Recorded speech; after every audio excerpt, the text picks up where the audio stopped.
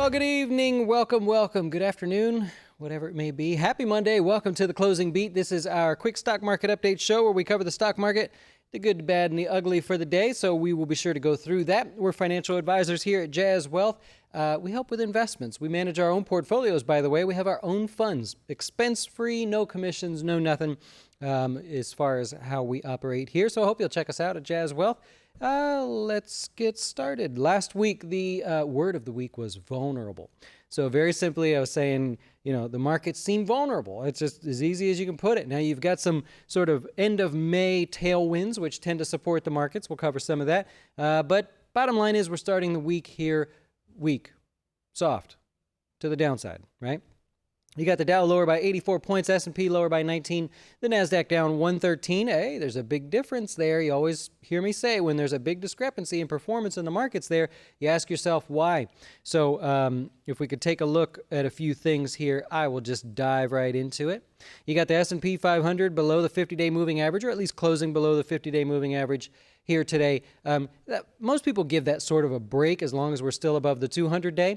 Very, very small range to work with anyways. So like we said last week, if you found that we chopped between highs and lows, this high back here set the other day and the low set from last Monday, you'd kind of be okay with that. Consider it like a marking time, sort of ticking off all of these gains that we saw here for the first part of the year. Now, weakness today, you had the chip makers and Google basically saying we're not going to work with Huawei. We've decided that spying and everything's no good. So Google actually said that they are going to stop giving them updates. Actually, they go like that. They're going to stop giving them updates on Android systems, sort of. That's a tough move right there. That sort of hurts Huawei in the short term. And so because of that, you had a lot of the chip makers and stuff lower on the day. They also publicly came out and said they're not going to work with Huawei. Well, we'll cover that here in just a second. But the Nasdaq, that was one of the big tech-heavy indices out there, so you expect that one to be one of the worst performers. You got a lot of the chip makers are Nasdaq stocks. They're in the Nasdaq 100, and so a lot of those were hit, of course, today because of that news, and the Nasdaq lower by the most out of all of them. Now, the Dow was still hit pretty good today. Most things did okay. I mean, it was kind of a normal day besides Apple, Nike, and Intel. Intel, naturally, a chip maker, so you kind of understand why they're at the lower end of, or why they're kind of weighing on the Dow today. Symbol INTC. Come on, there we go. 3% to the downside today, and just keeps kind of getting crushed. So you kind of understand why that was kind of weak today. Apple, we'll go over that stock in a moment, but that was also down, and so that weighed on your Dow. Really, a lot of the other names, it was kind of like just a normal day. And then the Russell 2000. Hey, guess what? For the first time, the Russell 2000 didn't lead the way to the downside. So while I would still say the Russell 2000 is highly vulnerable at this point, and looks like it's going to be the one to lead us lower, hey, today was a small win, right? Yeah, we haven't seen that in a while if you've been following along. Oil was a little bit higher today. I'll use the USO to track that for you guys. Saudi Arabia said that they were likely going to continue with production cuts. Remember, this goes back months now where they've been hinting at production cuts, then actually following through with those production cuts. And so they hinted at even more. And there's no reason not to believe them now because they've been consistently cutting production as promised. You also have Saudi Arabia and the U.S. not too happy with Iran. If you follow Iran and what's going on over there, they've been sort of poking at the bear, and Saudi Arabia and the U.S. Traded some back and forths like, hey, you better stop that or else. Iran basically disregarded all of that, and now Saudi Arabia says, and the U.S. say, well, it's pretty much up to Iran to avoid war, otherwise we're coming after you. So some pretty strong words there. Semiconductors, we talked about that, down 4% on the day. You have Broadcom, Qualcomm, Intel, and who else was there? Xilinx, I believe, was the other one, have all said they're not going to do business with Huawei anymore. That's tough now, so you understand why some of these stocks are lower, like Xilinx down 3.5% today. You understand when I tell you that Huawei, now this news is according to Evercore, this is not my data, Huawei buys about $20 billion in chips a year from around the world. So you can understand why if a lot of these chip makers are like, all right, look, hey, we can't tolerate what you're doing there, we're going to stop working with you, you can understand the hit to the bottom line a little bit. Now, I did a little research. The good news is when the semiconductors outpace the markets to the downside as much as they have when that spread widens, meaning the performance in the markets relative to the performance in the SMH, when that spread widens the way it does, it's actually quite bullish over the month time period. Over the next month, the SMH averages a bounce of just over 8%, which pulls the S&P higher by an average of 3.4%, and positive returns all but 2 times going back to the early 90s. So it's actually a quite positive thing for the SMH to sell off the way it does. And now you understand when I say you can't have a very strong market rally without the semis. This is now a good thing, by the way. Here's a reason to actually get excited. If the markets, let's go like this. The markets have not fallen as much, but they're being held back. Semis, of course, today held them back. If the semis now find themselves extended, I'll use that rubber band example. They find themselves pulled back a lot more than the market. Even just a tiny little upshoot here from the SMH helps support the markets. So you kind of understand the data and why that helps push the markets higher here in the short term. We'll see. I mean, I'm not saying that's going to happen. I'm just saying statistically it's something that does happen. So we'll see how that performs there as well. I won't carry on too much about this stuff. I just happen to notice healthcare. The XLV, got it up on a screen. I also noticed this one today didn't sell off with the market. We haven't been able to say that in a while.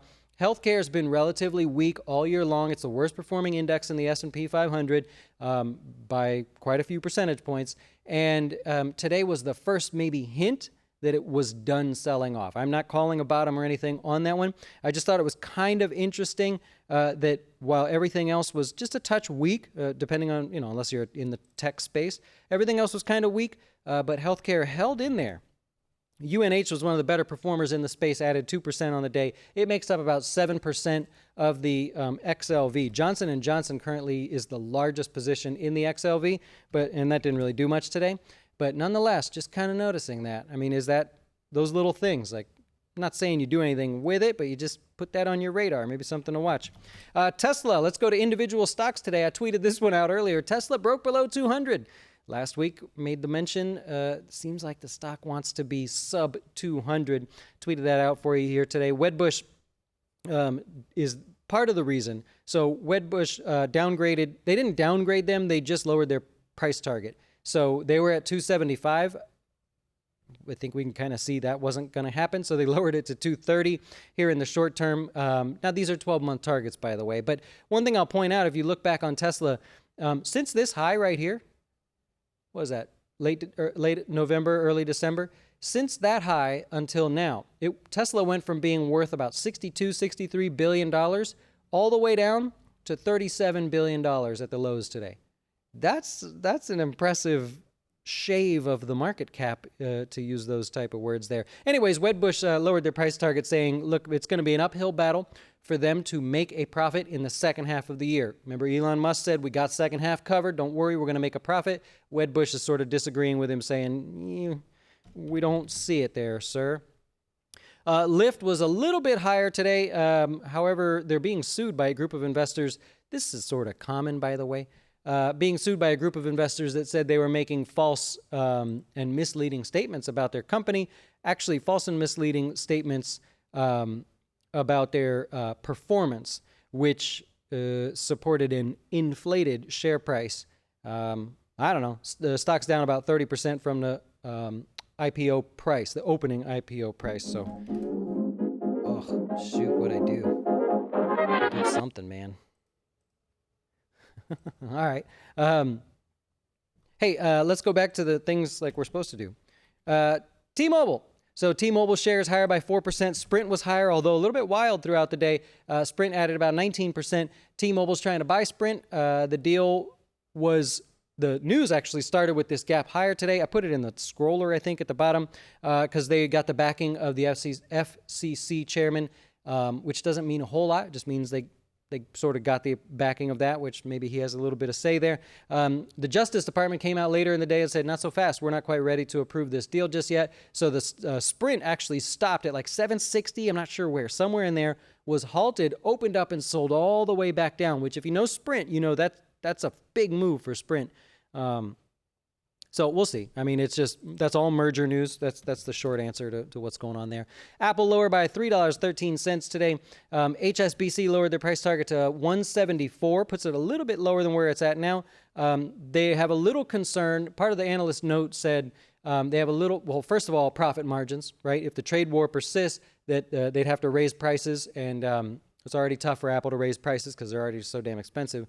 So that was the first thing. The second thing was they kind of think that in China, if this battle continues, that Chinese will move from Apple products and they'll just move to the local brand. You got Xiaomi over there, and you got, well, of course, Huawei, you know. So we'll see. I don't know. Intel, that we talked about that one already. That one was lower because of the Huawei news, chip provider to Huawei. Nike, yeah, the tariff news, shares lower by 2%. It also sort of started this on Friday. Nike and a couple other shoemakers sent letters to President Trump saying, hey, man, any chance you could hold off on the shoe tariffs because people are going to pay about double the price for shoes? Whatever. They're shoes, right? Sort of weird there. Let's see. What did I do wrong here? There we go. That's why you don't let me press the buttons. Bitcoin also recovered almost all of Friday's losses when it sold off there. So if you're a Bitcoin fan, then you're pretty happy with that. Let's move on to the other goods here. Boeing. This is a Reuters report. Came out over the weekend. The company's corrected the simulator software for the 737 MAX. That's the first step to making it live, right? So we'll see. Nordstrom's, which reports earnings tomorrow, I believe. Yep, tomorrow after the close. Barron's had an article out over the weekend, and they said all the negatives that have to do with this stock, which, by the way, where is it? Nordstrom's down near the... I know it made a bunch of 52-week lows there that we were talking about. Yeah, it's just off of 52-week lows, added 1% on the day. Barron's basically said all the negative things that are going on with this company, and there's a lot of them, are already priced in. So they said, that's it. Investors have positioned the stock price where it needs to be to reflect those things. I don't know enough about that one to say yay or nay, so I will move on. Take-Two Interactive, by the way, in Barron's also. Grand Theft release, they say, will be extremely positive for the company, bring the attention back towards this versus other games like Fortnite and such. But Take-Two Interactive still lower on the day. And I'll just point out, later today, you got the Fed Chairman Powell speaking. So could be some headline news that carry over into tomorrow for that. And then tomorrow is, so you had 92% of the S&P 500 has reported earnings. 4% is to report tomorrow, or this week. And most of them are retail. Retail comes later in the cycle. You got AutoZone, Home Depot, JCPenney, Kohl's, TJ Maxx, Nordstrom, and Urban. And then aside from that, you've got home builder Toll Brothers reporting. So could be a busy day for earnings tomorrow. And dividends, ex-dividend date for Aflac, which we happen to own. So another 27 cents coming into the portfolios. Awesome. Is that all I have? Is that all? Yeah, that's all I got for today. If you have any questions, be happy to try to answer. Otherwise, we will wrap it up from there. Jake says, pretty close. Yeah, 180 for a price target. Hey, it's still early in the week, too. Don't assume that that's the bottom, right? It's still early in the week. If you like it at 200, I know you had that 180 target. Yeah, you're still holding off on that. Yep. 4,000. Yeah, I don't know. 4,000 doesn't look too good, does it? Yeah. You guys are bashing on Tesla, man. That's crazy. That's crazy. Cool.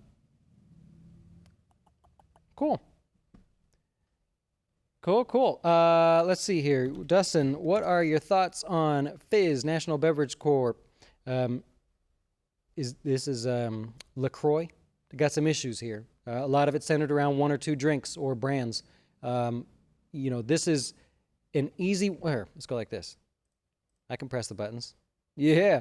This is an easy one to look at and you go, okay, is anybody interested in this stock right now? From the chart perspective, we see that it's in a downtrend. That doesn't mean people aren't interested. It means that people could be buying the dip. However, if you look for most of this year, nothing has happened. Since that earnings news going back there, almost nothing has happened. It lets you know that nobody really wants to buy the stock. Therefore, The easy answer is to say, wait to see that people want to buy the stock. They'll get a little overexcited in the short term. It'll bounce. Let it relax. Then go buy the stock. At least you'll know you're participating. You know that you'll be participating with other investors. Right now, if you bought this stock, you like the only one, right? There's not a lot of buyers in there. So that's the easy answer without digging into the whole company and the sort of issues they got going on in there. Yeah. Jared loves the semis pullback. I know. Gets me excited. Reminds me of back in the days. We used to do a lot of trading, and you'd see something like that, and you'd just salivate, get all kinds of excited, and try not to make the wrong decision. What do you think of CV? Well, you guys like buying the dips, do you? CVS, 3M's in there. CVS is the same thing. Look, you had a round of buyers there about 2 weeks ago, and that was it. It was like it could have even been short covering in there. So right now we don't have the masses wanting to bet on CVS's long-term play. I believe in CVS's long-term play, what they're doing with the company and everything. But it's like General Electric. There's just no need to rush. Let them do it. Let's see some good news for a while. I'll miss the first 5 or 6% on the way up, and then we'll catch the rest. It's tough to pick that bottom for CVS. It's also tough to pick the bottom for 3M. I agree. CVS looks better than 3M, unless you like extended stocks. And for 3M, you're still waiting for the waterfall. Notice that is a straight line down. That is not a waterfall drop. So there is nothing that says 3M has to stop dropping at this very moment. Look at Tesla. Tesla is a great example. Is straight down, waterfall. That's how you kind of signal the end of a move. Happens every time. So just keep your eye out for that. Yeah. Jay says, what's the difference between a holding and a stock? Interchangeable. Just depends on how smart you want to sound. But when you say you have 3 holdings in your portfolio, it doesn't mean that they're all stocks, right? It could be mutual funds. It could be exchange-traded funds. Nowadays, it could be Bitcoin. It could be anything. But, yeah, I mean, that's a holding is just an investment inside of it. It could be anything, really. Yep. Kraft, what about Kraft? Poor guys. Still sitting near lows right there. That's going to be some sort of spin-off. I know they're selling off pieces of the company. There'll be something there that spikes that, whether they get bought out, divide into 2 companies, which is odd. They probably wouldn't do that. It'd be weird timing. But until then, yeah, nobody's interested. Yeah, they restated their financials, I believe, so they're all caught up on that. Yep. Well, that's the fun part, Christopher. How much is a waterfall? We don't know. You kind of keep your eye out. If you ask Tesla could define a waterfall much differently there.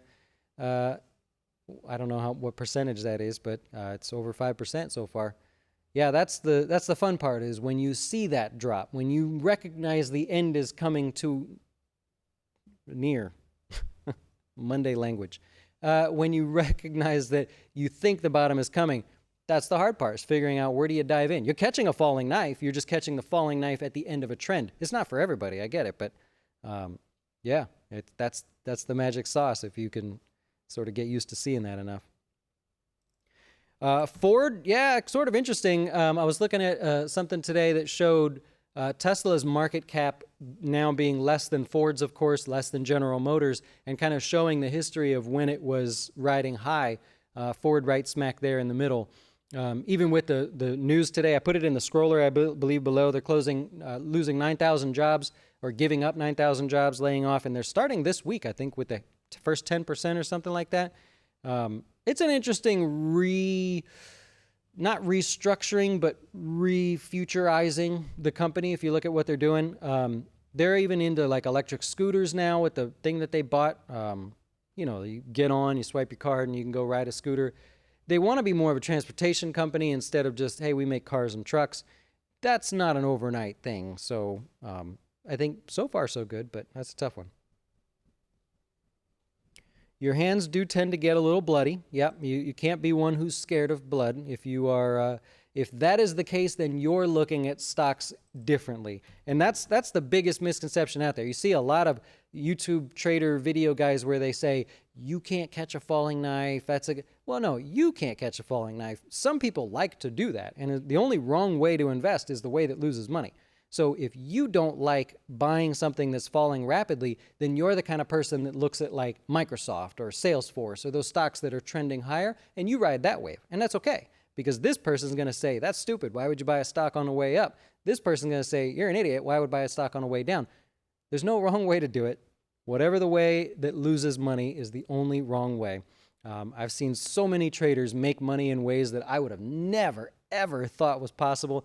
But, your eyes pick up on things a little bit differently. So that's why I never bash anybody for their style. Now, if you tell me what you're doing and you're complaining that you're losing money, okay, now we got a problem, Yep.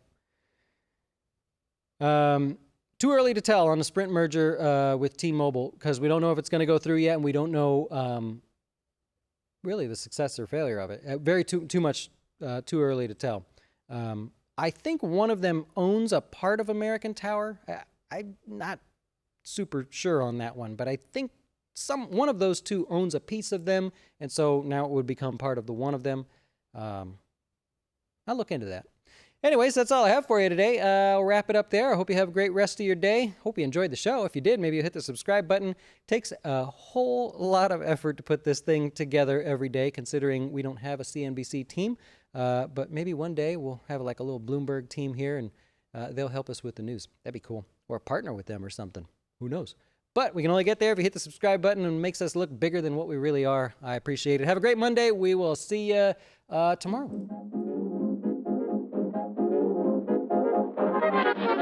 Why should you choose Jazz Wealth as your retirement or long-term investing service?